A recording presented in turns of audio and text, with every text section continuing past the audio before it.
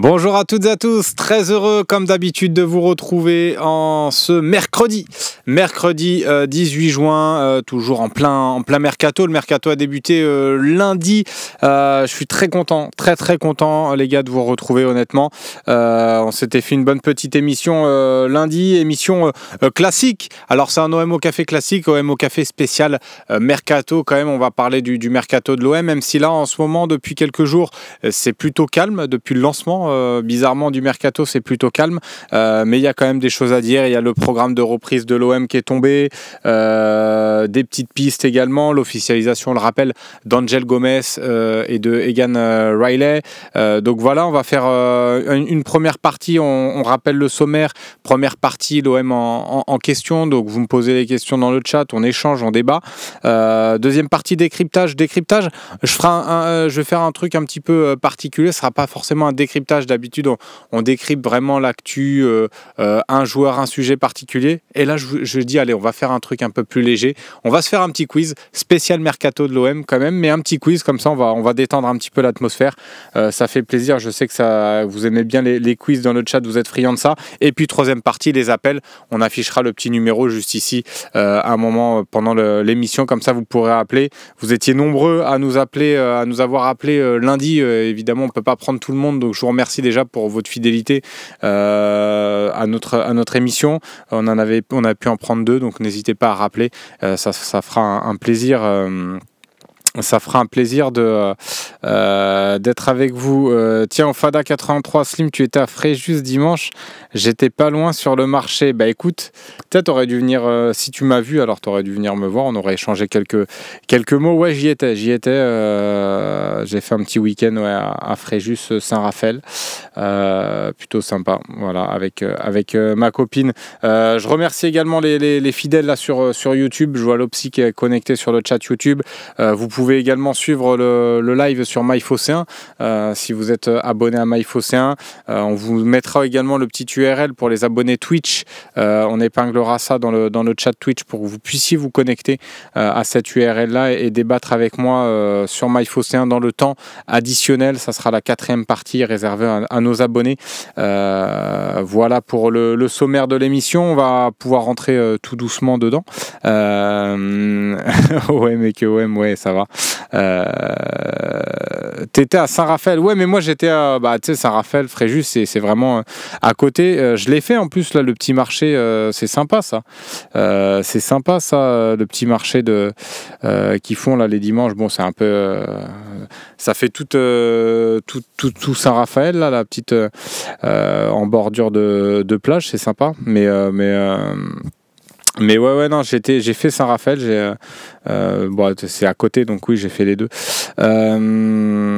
Tiens, Scoblas qui commence, première question. Que pensez-vous, que pensez de la story de Benati? On a l'impression qu'il rame. Ouais, bah après, moi, ce type de story, bon, je t'avoue que ça m'en touche une sans faire bouger l'autre, comme on dit, mais c'est vrai que moi j'aime pas trop ce type de déclaration. Bon, après il fait ce qu'il veut, hein, c'est son compte Insta, j'ai pas de leçons à donner, pas du tout, mais bon, voilà, ce type de déclaration sur Instagram, bon, je sais pas. J'en pense pas grand-chose, honnêtement. Alors, est-ce que c'est une indication sur le mercato? Il veut faire un gros coup ou pas? Ça laisse planer le doute, en tout cas. Ça excite un peu aussi les supporters, parce qu'on sait pas trop de quoi il veut parler. Mais honnêtement, bon, j'accorde pas trop d'importance à ce type de message-là. Ça me rappelle un peu ce que faisait Benzema à un moment. On en parlait avec Romain Canuti. Un moment à faire des stories Instagram comme ça pour envoyer des messages. Bon, je suis pas fan forcément de ça. Évidemment, ouais, Sauna 13, petite pensée à Bernard Lacombe qui est décédé hier, grand acteur de la vie et du club lyonnais notamment, et qui aura laissé une belle empreinte dans ce club.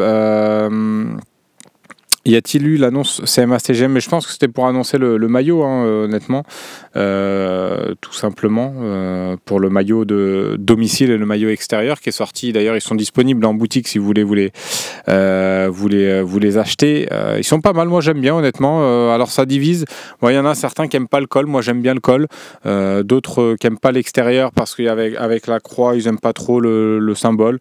Bon, moi je trouve que c'est pas mal. Hein. Je trouve qu'ils sont plutôt bien réussis cette année. Les maillots. Salut Cantinou, eh ben, plaisir de t'avoir également. Bon retour à toi sur Twitch, sur notre chat. N'hésitez pas également sur le petit live YouTube. Je vois que vous êtes connectés, vous êtes pas mal, vous êtes bien nombreux. N'hésitez pas à mettre le petit pouce comme d'hab pour soutenir la chaîne. On n'est pas loin des 100 000 abonnés quand même sur YouTube. C'est quand même pas mal, c'est assez colossal. Ce serait pas mal d'atteindre ce step-là. Donc n'hésitez pas à en parler autour de vous si vous aimez nos émissions, évidemment.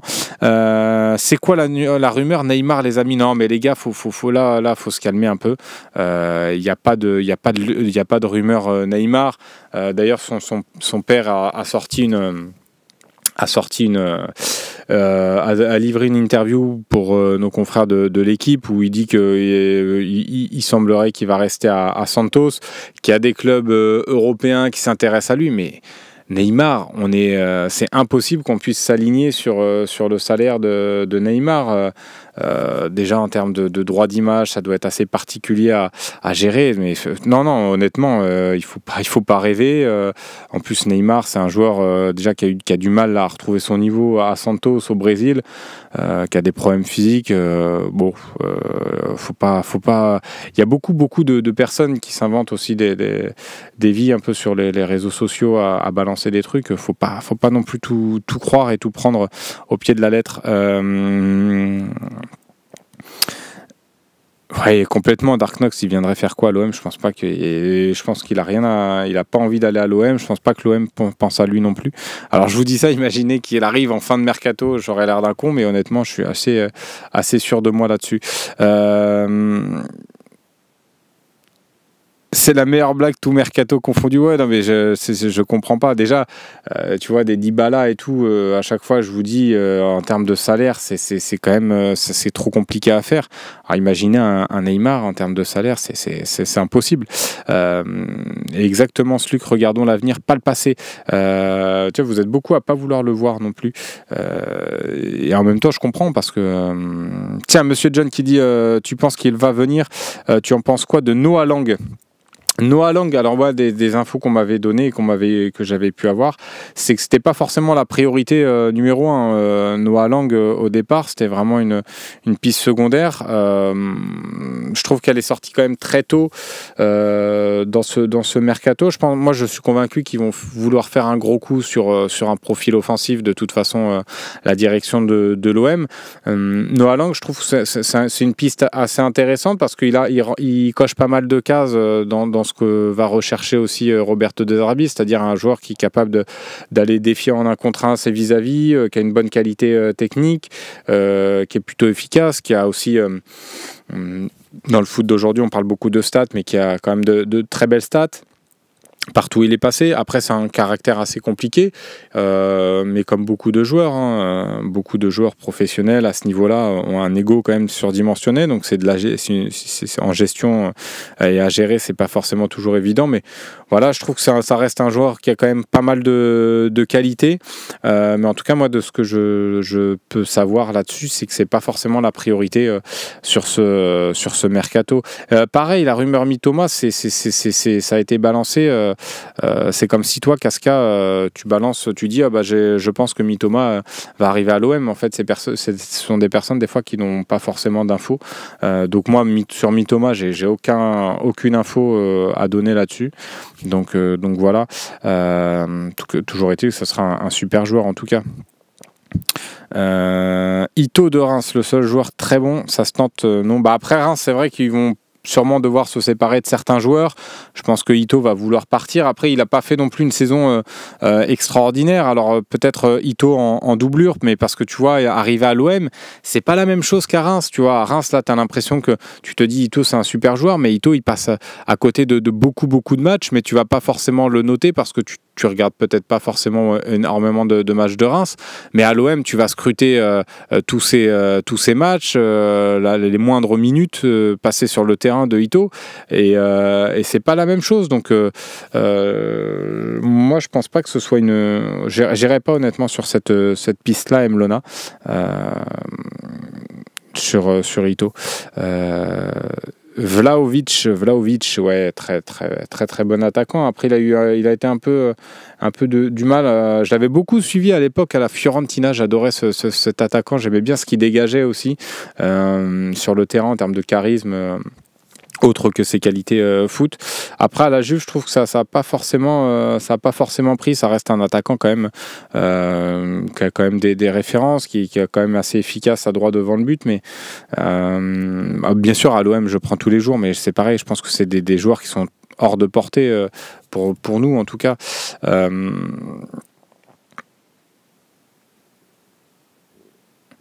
Ouais, Émile, oui, tu vois, j'aimerais bien Ben Seguir. Ben Seguir, moi, c'est un profil qui me plairait bien, tu vois, c'est un joueur qui connaît la Ligue 1, j'ai l'impression qu'il aime bien l'OM parce qu'on l'a souvent vu au Vélodrome, notamment pour suivre des matchs de l'OM. Et bien sûr, on parle du Ben Seguir de Monaco, hein, pas celui qui était passé par l'OM, mais non, c'est un joueur qui me plaît bien, moi, honnêtement, Ben Seguir. Inconstant aussi, il va falloir qu'il gagne en constance, mais ce sont des joueurs qui peuvent encore progresser, qui peuvent passer un cap. Moi, ce serait intelligent d'aller sur un profil comme ça, je trouve. Tiens, Johan Bouvier qui me demande, Bennacer va rester selon toi, Slim? Oui, selon moi, il va rester à l'OM. Bennacer, un prêt vraiment à l'étude.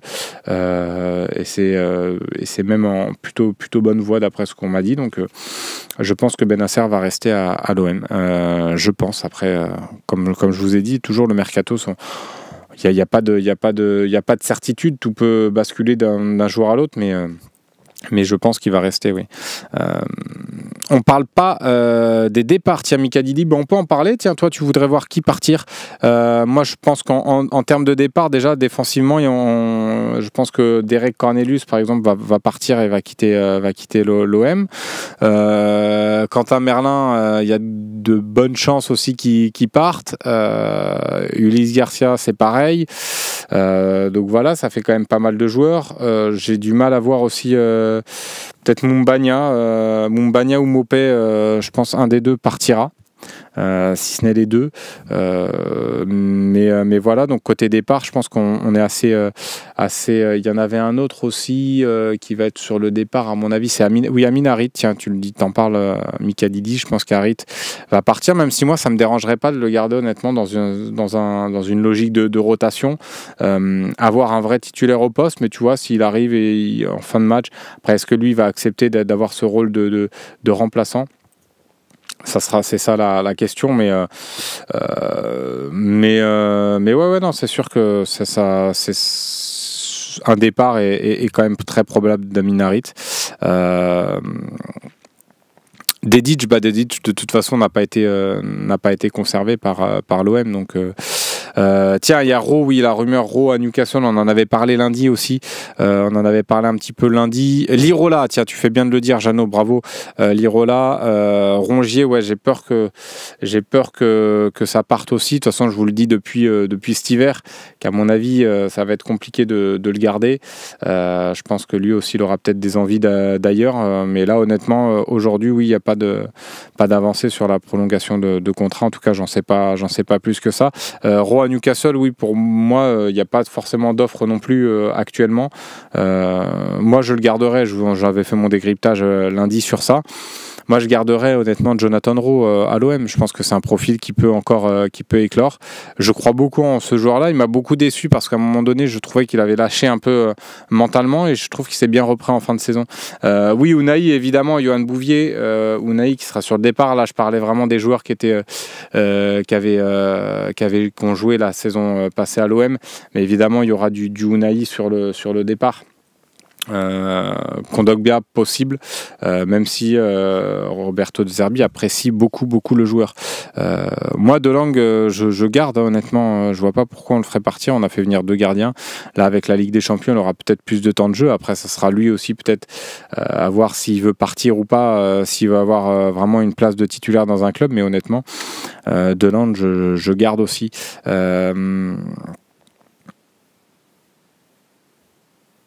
Ah ouais, mais je suis d'accord avec toi, MB Soltana, moi je comprends pas non plus. Moi j'aimerais absolument le garder, Valentin Rongier, parce que je trouve que c'est, même s'il n'est pas titulaire, il te rendra toujours de bons services. Je trouve qu'il a toujours été bon, et on en a souvent parlé de Valentin Rongier, mais moi, je trouve que c'est quand même admirable ce qu'il a fait à l'OM, de à chaque fois traverser les saisons. Il a connu quand même énormément de changements d'entraîneur, et c'est aussi la preuve aussi de l'intelligence d'un joueur, et humainement aussi de la qualité de l'homme, pour pouvoir s'intégrer, pour pouvoir s'adapter, pour pouvoir être apprécié aussi à chaque fois de presque tout le groupe, de tous les joueurs, parce qu'il a vu du monde passer depuis qu'il est à l'OM. On sait que l'OM ça change beaucoup, il y a très peu de continuité, il y a beaucoup de changements, on le déplore parfois, donc bon, honnêtement, c'est vrai que je trouve qu'on sous-estime un peu ce qu'a fait Valentin Rongier à l'OM. Je dis ce qu'a fait parce que je parle un peu au passé, parce que personnellement, moi, je ne pense pas qu'il restera cette année. J'espère, mais je ne pense pas. Mais non, honnêtement, je trouve que des fois, on sous-estime un peu ce qu'il a réussi à faire dans un club comme l'OM, avec la pression que ça implique, l'exigence aussi de ce club-là, d'avoir réussi à chaque fois à être un élément quand même important de ce club sur chaque saison. Je trouve que c'est bravo, et c'est chapeau monsieur. Donc après, si lui il a envie d'aller voir ailleurs, moi je comprends, et il faut pas non plus bloquer le joueur. Donc là, il a 1 an de la fin de son contrat. Il y a une vraie réflexion aussi de son côté. Je pense qu'il y a aussi des pistes un peu en Bundesliga pour lui. Mais le marché allemand n'est pas encore ouvert, le mercato allemand. Donc pour recruter, les clubs allemands ne peuvent pas tout de suite. Donc c'est pour ça que je pense que ça traîne aussi un peu. Tiens, il est 11h17, on va passer à la première coupure pub de cette émission. Désolé pour ceux qui ne sont pas abonnés. C'est la petite pub, mais voilà, vous ne ratez rien, de toute façon elle est lancée, donc vous m'entendez même pas parler là, donc ça sert à rien. Tateyesh qui doit garder Benasser et virer Rongier d'une débilité sans nom. Oui, après c'est sûr que ça se comprend. Après, moi j'aime pas trop cette comparaison entre les deux. Je pense que Benasser peut aussi apporter. Faut pas non plus faire passer Benasser pour un peintre aussi. Ça reste un joueur qui a quand même quelques références. Après, on peut avoir des réserves sur son état physique, son état de forme. Mais je pense qu'avec une vraie prépa physique bien ficelée, je pense qu'il peut retrouver quand même un bon niveau. Et techniquement, ça reste un joueur quand même d'une grande qualité, Benasser. Donc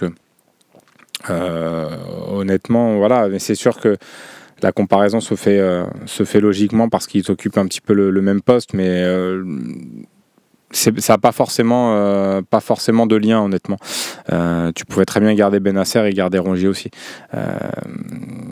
Ouais, bah après c'est ton avis, il a archi bouilli Benasser, mais moi je pense qu'il peut encore retrouver son niveau, mais je comprends tes craintes, j'en ai beaucoup parlé aussi avec Bastien, avec Bilal, eux pensent qu'il est un peu cramé aussi, donc après chacun son avis là-dessus. Laisse les peintres, c'est vrai, Mlona, j'ai tendance à dire ça, mais j'ai rien contre les peintres d'ailleurs, bravo à eux, mais c'est vrai que c'est pas un peintre, c'est un footballeur. Benasser, une petite prépa et ça repart pour Steph OM, j'espère. En tout cas, moi j'y crois encore à ce joueur-là. Jojo P Benasser nous a coûté trop d'occasions et de buts. Ah bon? J'ai pas l'impression qu'il nous ait coûté beaucoup de buts, qu'il n'ait pas été à la hauteur des attentes. Après, je trouve qu'aussi on tire des conclusions sur son niveau un peu hâtive et un peu biaisé, je trouve, parce que il n'a pas été si mauvais que ce qu'on veut dire aussi. C'est peut-être parce que les attentes étaient tellement élevées que on en attendait monts et merveilles, qu'on a été un petit peu déçus, mais il n'a pas été si mauvais qu'on veut le dire. Bubur, écoute, un vrai plaisir aussi. Merci de ton message. Vraiment, je suis content, les gars, de vous retrouver, d'échanger avec vous. Ça fait vraiment plaisir. La première coupure pub est terminée. On va passer au décryptage. Alors, vous l'avez compris, ce ne sera pas le décryptage, ce sera un petit quiz pour vous faire plaisir. Allez, tout de suite.